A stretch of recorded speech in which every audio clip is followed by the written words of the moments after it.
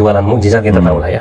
Ini adalah saudara-saudara kita, tetangga sebelah kita ini ya, yang sampai sekarang di jalanan ya jualan mukjizat ini ya, melakukan healing ya, di apa namanya itu di aula-aula pertemuan dia bikin acara retreat ya, di tempat-tempat terbuka, di gedung-gedung, bahkan di apa namanya itu gor ya, atau di tempat di lapangan bola ya, dimanapun dia bikin acara-acara penyembuhan ilahi dan sebagainya, dengan apa namanya itu mengirimkan sales-sales gereja terbaik mereka ya, yang buta bisa melihat, yang tuli bisa mendengar, yang lumpuh bisa berjalan ya, pakai bahasa roh ya, pakai bahasa roh lagi kan, luar biasa nih. Nah ini kok apa masih laku sebetulnya ya? Ini kan kalau kita bicara dari sisi teori marketing, apakah masih marketable pertama kan ya? Kemudian apakah ini termasuk dalam apa itu namanya itu teori ekonomi itu supply and demand gitu ya? Kan gitu ya?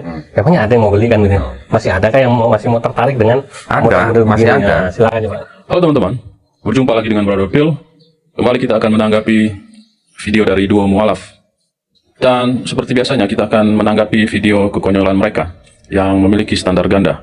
Seperti yang teman-teman lihat, duo mualaf ini berbicara tentang mujizat. Bagi admin sendiri, mujizat bukanlah sesuatu yang menjadi dasar bagi orang percaya kepada Yesus. Karena di zaman Yesus sendiri, banyak juga mujizat yang dilakukan Yesus. Tetapi, tidak banyak orang yang percaya dan mengikuti dia. Dan satu hal lagi, mujizat bisa ditiru oleh setan. Seperti yang dinubuatkan oleh Yesus di dalam Matius. Matius 24 ayat 24. Sebab Mesias-Mesias palsu dan nabi-nabi palsu akan muncul, dan mereka akan mengadakan tanda-tanda yang dahsyat dan mujizat-mujizat, sehingga sekiranya mungkin mereka menyesatkan orang-orang pilihan juga. Hal yang sama ditulis di 2 Tesalonika 2 ayat 9.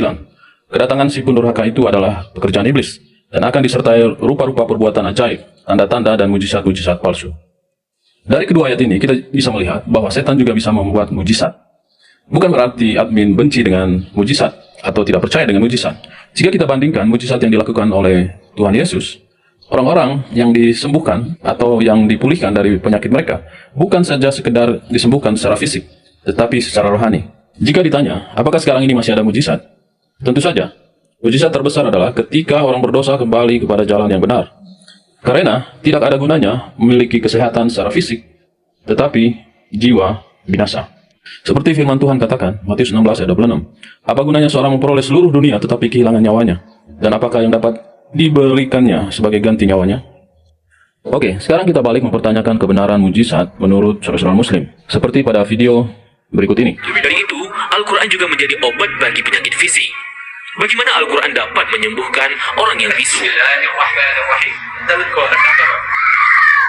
أعوذ بالله من الشيطان الرجيم بسم الله الرحمن الرحيم وننزل من القرآن ما هو شفاء ورحمة للمؤمنين ولا يزيد الظالمين إلا خسارا أعوذ بالله من الشيطان الرجيم بسم الله الرحمن الرحيم لو أنزلنا هذا القرآن على جبل لرأيته خاشعا متصدعا من خشية الله وتلك الأمثال نضربها للناس لعلهم يتفكرون أعوذ بالله من الشيطان الرجيم بسم الله الرحمن الرحيم يا أيها الناس قد جاءتكم موعظة من ربكم وشفاء لما في الصدور وهدى ورحمة للمؤمنين يلا لا إله إلا الله محمد رسول الله صلي على سيدنا محمد يلا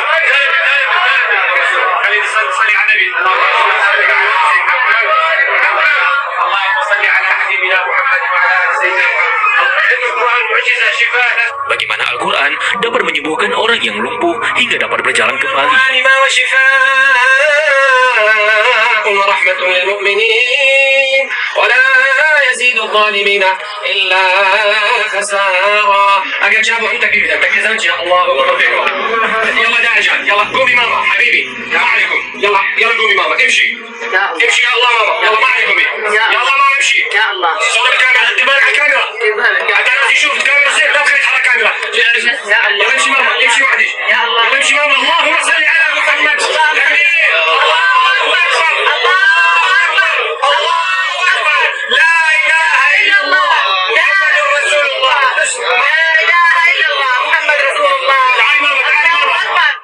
Atau bagaimana Al-Quran dapat menyembuhkan orang yang buta hingga dapat melihat kembali?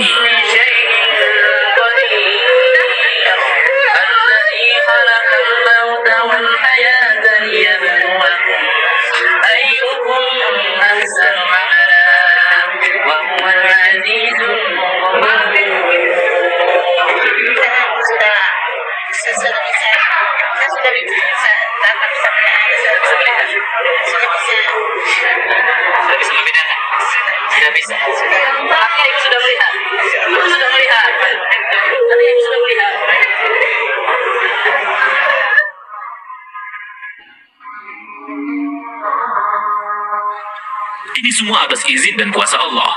Wujud dari Al-Quran ini selalu mengundang decak kagum. Oke teman-teman, kita baru saja melihat bagaimana channel Ramadhanian ID mengatakan bahwa Al-Quran memiliki mujizat. Jadi orang-orang yang lumpuh, buta, dan bisu tadi bisa disembuhkan dengan Al-Quran. Mari kita menggunakan logika saudara Donditan untuk mempertanyakan mujizat-mujizat tersebut. Sekarang gini, sekarang logikanya gini aja. Kalau memang benar mujizat itu benar-benar terjadi, apa namanya? Itu yang melakukan mujizat tuh, itu suruh pada ke rumah sakit itu. Nanti mumpung lagi ada pandemi COVID itu ya. ada nggak disembuh-sembuhin. Nggak usah divaksin ya, jadi nggak usah pakai Nggak obat. perlu vaksin kan kalau gitu kan? Besi yang diturunkan Allah Subhanahu Wa Taala ke bumi supaya manusia bisa menggunakan atau memanfaatkan, ya itu ternyata kira-kira 1200 tahun sebelum Quran turun, bangsa Mesir sudah tahu. Bangsa Mesir sudah tahu dan sudah ngomong, ada catatannya cuma saya lupa sih ya. Itu bangsa Mesir sudah ngomong bahwa besi itu memang turun dari langit.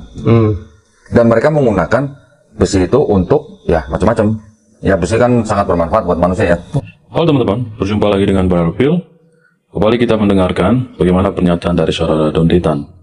Dia menyatakan besi itu berasal dari langit sesuai dengan Al-Quran surah 57 ayat 25. Kami menurunkan besi yang mempunyai kekuatan hebat dan berbagai manfaat bagi manusia. Jadi, dari ayat ini, saudara Donditan mengatakan besi itu berasal dari langit. Dan anehnya, saudara Donditan mengatakan sebelum Al-Quran ada, orang Mesir sudah mengatakannya. Pernyataan Donditan tersebut justru mematahkan klaim bahwa Al-Quran berasal dari Allah. Karena dia mengatakan, ribuan tahun sebelum Al-Quran ada, orang Mesir juga membicarakan hal yang sama. Apakah artinya Quran sedang nyontek atau sedang kopas apa yang dinyatakan orang Mesir ribuan tahun sebelumnya? Mengenai besi yang diturunkan dari langit, kita perlu pertanyakan, kapan besi itu diturunkan? Karena saat besi itu sudah ada di dalam bumi, bahkan inti bumi mengandung zat besi. Di dalam tumbuh-tumbuhan, hewan, dan bahkan tubuh manusia membutuhkan zat besi. Memang benar, meteor mengandung zat besi, dan bukan cuma besi, mengandung batu juga. Tetapi, bukan berarti besi yang dibutuhkan manusia hanya berasal dari meteor yang jatuh. Mengingat tidak banyak meteor yang jatuh. Artinya, di dalam tanah banyak mengandung besi yang dibutuhkan oleh manusia. Jadi, yang kita pertanyakan, kapan besi itu turun dari langit? Apakah sebelum penciptaan atau sesudah penciptaan? Karena tidak mungkin manusia hidup tanpa zat besi. Dan begitu juga tumbuh-tumbuhan dan hewan.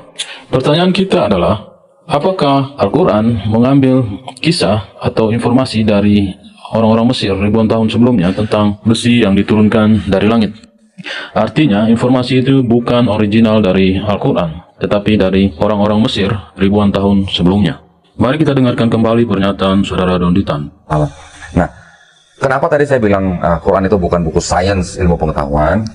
Karena sebelum ayat-ayat sains itu diturunkan ya di dalam Quran, mungkin ratusan tahun, mungkin ribuan tahun sebelum ada Quran, hal tersebut mungkin sudah diketahui oleh beberapa bangsa ya, di luar daripada bangsa Arab gitu ya.